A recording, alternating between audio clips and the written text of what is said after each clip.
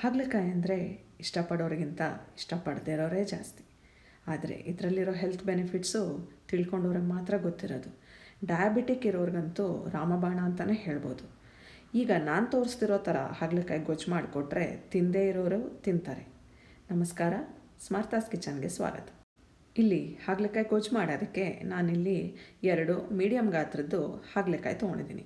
ಹಸಿರು ಹಾಗಲಕಾಯಿ ತೊಗೋಬೋದು ಅಥವಾ ಬಿಳಿ ಹಾಗಲಕಾಯಿ ಕೂಡ ತೊಗೋಬೋದು. ಇಲ್ಲಿ ಹಾಗಲಕಾಯಿನೆಲ್ಲ ಈ ಥರ ಕ್ಯೂಬ್ಸ್ ಆಗಿ ಕಟ್ ಮಾಡ್ಕೊಂಡಿದ್ದೀನಿ.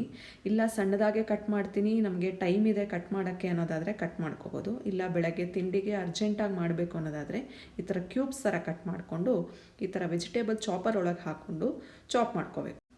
ಈ ಥರ 1 ನಿಮಿಷ ಆಪ್ರೇಟ್ ಮಾಡಿಬಿಟ್ರೆ ಸಾಕು, ಸಣ್ಣದಾಗಿ ಎಲ್ಲದು ಈಕ್ವಲ್ ಸೈಜಲ್ಲಿ ಚಾಪ್ ಆಗಿಬಿಡತ್ತೆ. ನಿಮಗೆ ಫ್ರೈ ಮಾಡೋಕ್ಕೂ ಕೂಡ ಎಣ್ಣೆಯಲ್ಲಿ ಬೇಗ ಫ್ರೈ ಆಗಿಬಿಡತ್ತೆ, ಬೇಗ ಬೆಂದುಬಿಡತ್ತೆ, ಈಸಿಯಾಗಿರುತ್ತೆ. ನೋಡಿ, ಈ ಥರ ಚಿಕ್ಕ ಚಿಕ್ಕದಾಗಿ ಕಟ್ಟಾಗಿರುತ್ತೆ. ಇದನ್ನೆಲ್ಲ ನೀಟಾಗಿ ಒಂದು ಬೌಲಿಗೆ ಹಾಕಿಟ್ಕೋತಾ ಇದ್ದೀನಿ.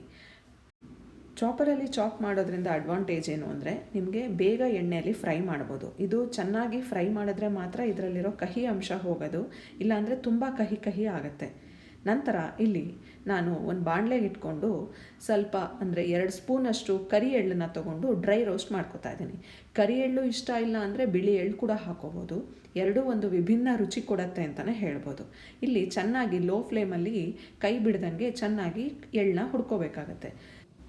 ನಂತರ ಹುರಿದಿದ್ದನ್ನೆಲ್ಲ ಬೇರೆ ಕಡೆಗೆ ಎತ್ತಿಟ್ಕೊಂಡು ಅದೇ ಬಾಣಲೆಗೆ 2 ಸ್ಪೂನಷ್ಟು ಎಣ್ಣೆ ಹಾಕ್ಕೊಂಡು ಎಣ್ಣೆ ಚೆನ್ನಾಗಿ ಕಾದ್ಮೇಲೆ ಅದಕ್ಕೆ 3ರಿಂದ 4 ಹಸಿಮೆಣಸಿನ್ಕಾಯಿನ ಮುರ್ಕೊಂಡು ಹುರ್ಕೋಬೇಕಾಗತ್ತೆ. ಇಲ್ಲಿ ನಾನು 2 ಹಾಗಲಕಾಯಿಗೆ 4 ಹಸಿಮೆಣಸಿನ್ಕಾಯಿ ತೊಗೊಂಡಿದ್ದೀನಿ. ಖಾರ ಜಾಸ್ತಿ ಬೇಕು ಅಂದವರು ಇನ್ನೊಂದು 2-3 ಕೂಡ ಹಾಕೋಬೇಕಾಗತ್ತೆ. ಇದನ್ನು ಚೆನ್ನಾಗಿ ಎಣ್ಣೆಯಲ್ಲಿ ಹುರ್ಕೊಂಡು ಅದನ್ನು ಕೂಡ ಎತ್ತಿಟ್ಕೋಬೇಕಾಗತ್ತೆ. ನಂತರ ಇದಕ್ಕೆ ಅದೇ ಎಣ್ಣೆಗೆ ಸ್ವಲ್ಪ ಸಾಸಿವೆ ಸಿಡಿದ ಮೇಲೆ ಅದಕ್ಕೆ ಸ್ವಲ್ಪ ಇಂಗು ಹಾಕ್ಕೊಂಡು ಚೆನ್ನಾಗಿ ಹೆಚ್ಚಿಟ್ಕೊಂಡಿರೋ ಹಾಗಲಕಾಯಿನ ಅದಕ್ಕೆ ಹಾಕ್ಕೊಂಡು ಚೆನ್ನಾಗಿ ಹುರ್ಕೋಬೇಕಾಗತ್ತೆ. ಲೋ ಫ್ಲೇಮಲ್ಲೇ ಹುರ್ಕೋಬೇಕು, ಏಕೆಂದರೆ ಹೈ ಫ್ಲೇಮಲ್ಲಿ ಇಟ್ಕೊಂಡು ಹುರ್ಕೊಂಬಿಟ್ರೆ ಸಣ್ಣದಾಗಿ ಹೆಚ್ಚಿರೋದ್ರಿಂದ ಹಾಗಲಕಾಯೆಲ್ಲ ಎಣ್ಣೆ ಜೊತೆ ತಳ ಹಿಡ್ಕೊಂಡ್ಬಿಡುತ್ತೆ.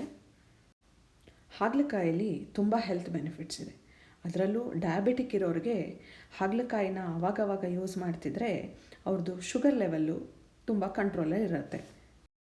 ಇದನ್ನು ಚೆನ್ನಾಗಿ ಹುರ್ಕೊಂಡ್ಮೇಲೆ ನಾನಿಲ್ಲಿ 1 ಕಪ್ಪು ತೆಂಗಿನಕಾಯಿ ತುರಿನ ಮಿಕ್ಸಿ ಜಾರ್ಗೆ ಹಾಕ್ಕೊಂಡಿದ್ದೀನಿ. ಹಾಗೆ ಆವಾಗಲೇ ಹುರ್ಕೊಂಡಿರೋ ಹಸಿಮೆಣಸಿನ್ಕಾಯಿ, ಸ್ವಲ್ಪ ಸಾಸಿವೆ ಹಾಗೂ ನಾವಾಗಲೇ ಹುರ್ಕೊಂಡಿರೋ ಕರಿ ಎಳ್ಳು, ಹೇಳ್ದಂಗೆ ಕರಿ ಎಳ್ಳು ಅಥವಾ ಬಿಳಿ ಎಳ್ಳು ಯಾವುದಾದ್ರೂ ಸರಿ, ಸ್ವಲ್ಪ ಹುರ್ಕೊಂಡು ಅದನ್ನು ಈ ಜಾರ್ಗೆ ಹಾಕೋಬೇಕಾಗತ್ತೆ. ಇದ್ರ ಜೊತೆ ಸ್ವಲ್ಪ ಅರಿಶಿನ ಹಾಗೂ ಕೊತ್ತಂಬರಿ ಸೊಪ್ಪು ಹಾಕ್ಕೊಂಡು ಚೆನ್ನಾಗಿ ರುಬ್ಕೋಬೇಕಾಗತ್ತೆ. ಇದು ಚೆನ್ನಾಗಿ ರುಬ್ಕೊಂಡ್ಮೇಲೆ ಹಾಗಲಕಾಯಿ ಬೆಂದಿದೆಯಾ ಅಂತ ಒಂದ್ಸಲ ಚೆಕ್ ಮಾಡ್ಕೋಬೇಕು. ಕಲರ್ ಚೇಂಜ್ ಆಗಿರುತ್ತೆ, ಸ್ವಲ್ಪ ಗೋಲ್ಡನ್ ಕಲರ್ ಬಂದಿರುತ್ತೆ. ಇಲ್ಲ ಕೈಯಲ್ಲಿ ಮ್ಯಾಶ್ ಮಾಡಿ ನೋಡಬೇಕು. ಚೆನ್ನಾಗಿ ಬೆಂದಿದೆ ಅಂದರೆ ನಾವು ಈಗ ರುಬ್ಕೊಂಡಿರೋ ಮಸಾಲೆನ ಅದಕ್ಕೆ ಹಾಕ್ಬಿಟ್ಟು ಚೆನ್ನಾಗಿ ಒಂದ್ಸಲ ಕೈ ಆಡಬೇಕಾಗತ್ತೆ.